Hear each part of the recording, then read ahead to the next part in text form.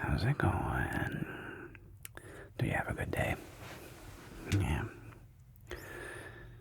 What was the best part of your day? Oh, nice. Yeah, it's good to have, it's important to have friends, you know? People you get to hang out with. Yeah. Yeah, that's awesome. I'm glad you enjoyed spending time with your friends. It's really cool. Do you want to hear the next chapter? Yeah. You enjoying your grandpa's book? It's a good book, right? I know. It's actually really fun for me to reread it. Goose, what you doing? Come here, Goose. Just relax with us, honey. Just relax with us, sweetie. Down. Down. Good girl. Yeah, just hang out with us, okay? Alright.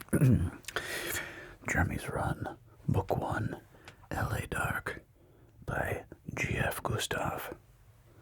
Chapter 3. Okay. Jeremy and his friends gaped in grim wonder as a tide of darkness swept across the sky, blotting out the stars from north to south, the marine layer condensing to cloud all at once, like a pall of death washing across the world, and all the more terrifying for its eerie silence. So can you imagine that? You're looking up in the sky, right? And all of a sudden, like out of nowhere, clouds just go like, whoo, like it was in, what do you call it, like time-lapse photography. So that theoretically could happen if they were at the right pressure, and then you got a nuclear blast in the atmosphere. It could actually disrupt things to the point where it kind of like flash made clouds. At least that's what my dad says. He's a pretty smart. Your grandpa's a pretty smart guy. Okay. Coincident with the enveloping gloom, they all felt a painfully sharp pulse in their ears. Numerous windows in the buildings beyond the courtyard popped and shattered. Karina let out a frightened whimper. A woman on a nearby balcony asked what was happening, and another female voice in the darkness, somewhat elderly by the sound of it, quoted the book of Revelation. I looked, and behold, an ashen horse, and he who sat on it had the name of Death. A burly-voiced male told her to shut up. When she refused, he followed up with an expletive-laced threat that at last rendered her speechless. So people are panicking, When Matt reached 122, remember he's counting, the crack and boom of a large but distant explosion rent the night. Finally, I was beginning to wonder. Wonder what? Karina said. The sound resembled thunder, but carried a different quality. Rather than subside, the incredibly deep rumble grew and expanded into the night. It was a sound like none of them had experienced, a sound like none could imagine. It rose from the earth and filled the world. It rattled the building and rattled their teeth. It carried on, low and long, complex and layered. Subsonic vibrations pulsed in their ears and rumbled in their chests, and still it went on. Shouts arose from beyond the complex. Someone screamed, all but buried in that fantastical tidal wave of sound. The woman cried out that God had cursed them all. The man from across the way threatened to strangle that bitch if somebody else didn't. Someone must have dragged her inside. The ranting continued but subdued from within one of the nearby units. The rumble faded to a deep and lingering resonance, diminished with unnatural slowness, accompanied by a new sound. Jet? Jeremy said. Oh man, Matt shook his head. This is bad. This is so bad. I swear, Karina said, if you don't tell me what's going on. That was a nuke, Matt replied. A nuclear warhead. I might have been premature about the war part. Karina stared at him, wide-eyed and disbelieving. the whites of her eyes reflecting dimly the glow still emanating from the north off the low clouds. You mean like Yes, a nuclear warhead, probably a ballistic missile. The thing is, if Russia launched, why have we only seen one? Lousy quality control, Jeremy offered. Matt chuckled. They're lousy, but they're not that bad. This place is target rich. There must be more coming. He's talking about Los Angeles, of course. Karina slowly wagged her head. No way, that's just crazy talk. It was an air blast, Matt added, raising his voice to be heard over the gathering whine of the aircraft's engines. Pretty good size, might have been up to 50 kilotons. Ground zero was 20 miles from here. Man, oh man, that plane is going down. Jeremy uttered an oath, mostly drowned out by the noise of the approaching craft. The roar grew to a shriek. Matt yelled something, his words lost in the torrent of sound. Everyone instinctively ducked and covered their heads. Sarah clutched Gooch. The craft remained invisible, blocked by the high roofline, but sounded for all the world like it would dive straight into their building. There came a series of sharp, ripping cracks, followed by a chest-thumping triple explosion, each blast more powerful than the one that preceded it. The building shuddered, and once again the penthouse towers flashed yellow and orange, this time briefly from the south. Damn, Matt said, that was close.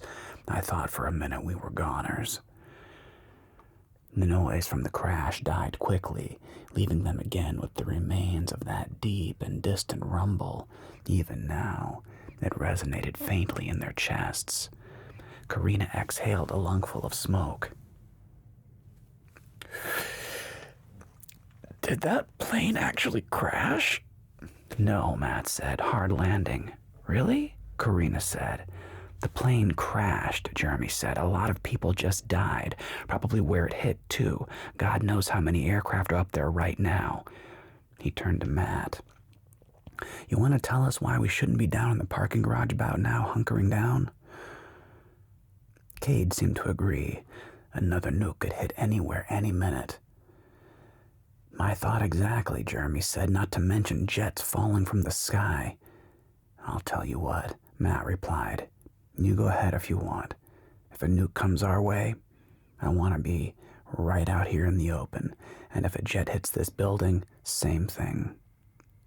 Jeremy thought about that. You think it's better to go up in a puff of smoke, eh? No doubt about it. We get hit that close, believe me, you don't want to survive it. What if it's somewhere in between, Jeremy asked. Say, it's close enough that if you're out here, you get burned and blinded, but far enough that if you're down in the parking garage, you're protected. I'll take my chances, Matt said. What about you, hon? Jeremy said to Sarah. You want to take your chances? I couldn't stand being down there, waiting to be buried alive. So, you agree with Matt, you'd rather be up here? Wouldn't you? I'm asking you. Sarah shivered. I don't want to be buried alive. Not to be morbid, Jeremy said, but if you wound up buried, you might not be alive too long anyway. I don't want to die that way. Okay, Jeremy said. Maybe you're right. Open-air death might be better. Definitely, Karina giggled. Well, it's because some people can't process things. And so instead of facing their reality, they kind of disassociate. And when some people get under a lot of stress, they can get giggly. And it's just a defense mechanism when you're really terrified and you're not really ready to face what's happening to you. Yeah. Let's see. If there were more nukes coming, Matt said, we should have seen some by now. This is just weird. It's not playing out the way you'd think it would. Cade noted that the distant rumble had finally ceased. Jeremy drew a deep breath and exhaled slowly through pursed lips. I have to admit, I'm surprised we're still here. Me too, Matt said. Listen. Cade moaned. Oh no, not another one. Moments later, the explosion from a second aircraft rattled the night, perhaps a mile or so away. Another more distant explosion reached them from somewhere east across the city. Following that, the popping sound of several gunshots a few blocks away. This is going to be a hell of a long night, Jeremy said. Or the shortest one of your life, Matt replied. Now comes the wind, if it makes it this far. The wind? Jeremy said. The blast wave. Wait for it. Jesus, Jeremy said. Like in the YouTube videos? Exactly. Where it knocks down the trees and blows up the buildings and everything bursts into flames? That wind? That's the one. I see, Jeremy said, and I take it you'd like to just be here for that too, get a real feel for it? Those videos were from close to ground zero, and those were far more powerful detonations. It might not even reach us. You know that for a fact. At 20 miles, Matt replied. For your typical independently targeted warhead, we're probably talking like a peak blast wind of 30 miles an hour or less, and since the prevailing wind is from the southwest, like I said, it might not even reach us. And you've studied this stuff in detail? Well, not that part, Matt replied, but it's just common sense, basic physics. I see, Jeremy said. I see. Jeremy watched the subtle shifting orange glow to the north. It's intuitively obvious. Matt chuckled to the casual observer. I guess we'll trust your judgment on that. Good plan. How long should it take to reach us? Should be here any time now, Matt replied. They waited another minute or so. The seconds dragged. If it gets here, Matt said, it'll start right to left, then it'll reverse. First it sucks, then it blows. Karina giggled. Matt again speculated that it might not even reach them at this distance. Sarah asked if it wouldn't be a good idea to get inside just in case. She didn't mind being in the apartment. She just didn't want to be down in some parking garage. Matt didn't think it necessary. Gooch sensed something amiss and whined. Sarah knelt next to him and put an arm around his muscled shoulders. It's okay, sweetie. It'll be all right. Gooch whined softly and gave the side of her face a lick. She hugged him. Cade knelt as well and scratched him behind the ears. She's right, buddy. It'll be okay. The southerly breeze wafted a bit, as if struggling to make up its mind. Then it quickly gained strength. Jeremy observed that, as Matt had predicted, the wind first blew toward the blast rather than away from it. It'll flip, Matt assured him. Just like a tsunami, the water goes out and then it comes in. Gusts, warm and cool, swirled around them. The breeze expanded into a southerly wind that rattled the palm thatch protruding above the building's roofline. Then it abruptly died, as if someone flipped a switch. Moments later, it reversed, rapidly gaining strength out of the north. Matt's assurances notwithstanding, Jeremy suggested they step inside. Gooch, clearly nervous, led the group as everyone save Matt felt their way into the great room, aided by the flickering lighter. Warm currents poured through the open door. The strange wind persisted for most of a minute, but waned after the initial gust. At last it quieted, leaving the night troubled and uncertain. That was spooky, Karina said. Jeremy joined Matt at them on the balcony. Not bad, bro. You called that one. That was textbook. What isn't textbook is that there was only one of them, and it came after the grid went down. That just doesn't make sense. Jeremy asked him what he thought that might mean, the possibilities. Beats the shit out of me. Rogue Nation attack, accidental launch, false flag. Hell, I don't know. I mean, it looks mostly like an EMP cyber attack. It all fits for that until you throw in that random air blast, and that doesn't fit any scenario I can think of. You think we'll get through this? Matt hesitated. Some questions are best left unanswered. The palms stirred in a kind of random turbulence, and the air felt strange, unseasonably warm and restless, as if it couldn't make up its mind. I know who won't get through this, Matt said. Whoever detonated that nuke, unless it's a false flag. But a false flag makes no sense after the grid's down and the electronics are wiped out. Either way, in all likelihood, we are royally screwed. Cade pointed over the rooftop to their left. Look at that. Slowly drifting clouds, a chaotic pattern to their undersides, glowed dull orange in the distance. Fires, Jeremy said. Major fires. Someone wept in one of the nearby apartments. Karina spoke in a tone filled with wonder. This is totally trippy.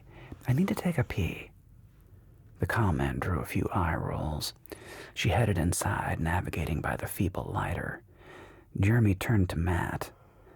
Define royally screwed. Whoever that first EMP didn't get, Matt replied. That air blast did.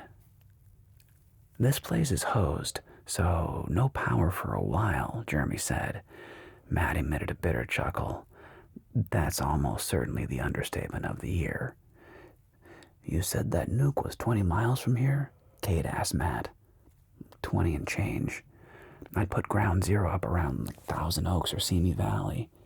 How'd you figure that?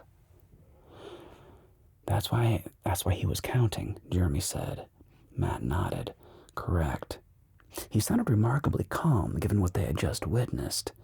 You ever count the distance to a lightning strike?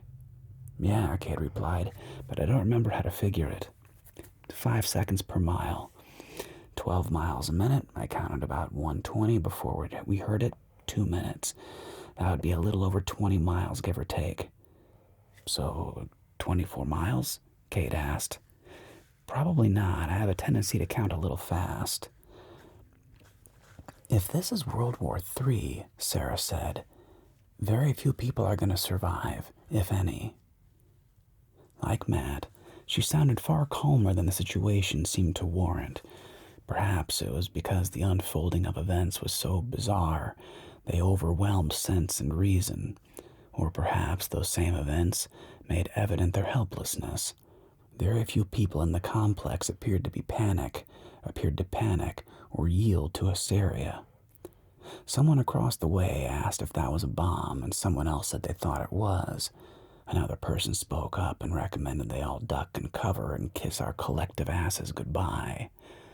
The quip met with scattered nervous laughter, as if the shared circumstance, so far beyond anyone's experience, forged them into a brief but sympathetic confederation of the damned. Jeremy asked Matt about the radiation. The prevailing wind will carry the fallout northeast toward Palmdale. So we don't have to worry about it here? Jeremy asked. Probably not from that one, but there could be more. There could be, Matt agreed. Or maybe not. I'm starting to think probably not. You figure if more were coming, Jeremy said, they'd have been here by now. Yep. And if so, the one we saw might have been a rogue. If it was, I pity the bastards who launched it. You think our military is still okay? Cade asked. No doubt about it. We've got enough sea launch capabilities to turn whoever launched that into a sea of glass. And trust me, we will. People tend to get a little pissed when you detonate a nuke in California, and who knows where else. Jeremy asked Cade and Matt if the military communication systems were still up. Could they coordinate their response? No problem, Matt assured him. They've been hardening stuff for EMP for years, just not on the civilian side. Okay, Jeremy said. I'll be right back. We need a light or two. Cade asked if he needed help. Nah, I know where they are. If they work. They should, Matt replied. Jeremy hesitated. Why is that? No chips to fry in those headlamps. LEDs are like laser pointers, too small to be affected. Well, cell phones aren't that big, Jeremy countered. Massively bigger. They use monolith ICs. Mono what? Cade said. Big chips, Matt said. Integrated circuits. The $10 word is SIP, system in a package. It's all about what the military guys like to call a swap C. Size, weight, power, and cost. You've got acronyms for everything, don't you? Cade said. Matt chuckled. Welcome to the DoD, and the semiconductor business for that matter. It's scary to think about it. The point is, rather than a bunch of smaller chips on a board, you just cram everything into a single application-specific package. Same with cars and trucks, and guess what? Those big old chips have a heck of a lot of surface area to collect a charge. One good zap, and they're all smoked. Jeremy gave Sarah a hug, told her to stay with the others, and disappeared into the apartment, navigating by braille. He returned bearing 2 headlamps and a small LED flashlight. All worked. The drone of a small aircraft grew until it sounded as if it flew directly overhead, though none of them spotted it against the charcoal sky. That guy was flying low, Matt said. No running lights. Weird. You think they worked? Jeremy asked. They should on any plane that can fly, Matt replied. I think he must have turned them off. Why? Dunno. Maybe he's worried somebody might take a shot at him. That must look pretty freaky, Jeremy said. You're flying along and all of a sudden the whole city goes dark. Matt bit his lip. I'd be shitting bricks if I was flying a plane right now.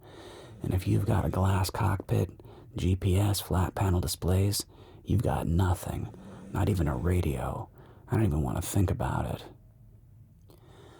They heard the toilet flush, and Karina again joined them. Then they heard something that sent chills down their spine. Dun dun dun. Alright, well that's the end of chapter 3. And Lucy is back here sawing logs, which you should be doing as well. It's time for you to go to bed. But yeah, I know. Your grandpa's a good writer. He's very good at writing, like, and it gets really good here. Like the part coming up where they start like exploring into the city is really cool. I think you're really gonna like it. It's neat too, because I remember, living there. At the Jefferson, fundamentally. I lived there for like 4 years, 3 or 4 years, and we're on like the second floor or the third floor in this courtyard, and I think it was a 4-story apartment complex or something, 3 or 4 stories. It's just kind of neat to go back and then relive this stuff, but I'm glad you're enjoying the story, and yeah, so we'll do more real soon, okay? Tomorrow night, we'll keep this going. Alright, hey, sleepy fingers, close your eyes, sleepy fingers, sleepy fingers, be like the goose, go chase rabbits in your sleep, sleepy fingers. See you in the morning. Sweet dreams.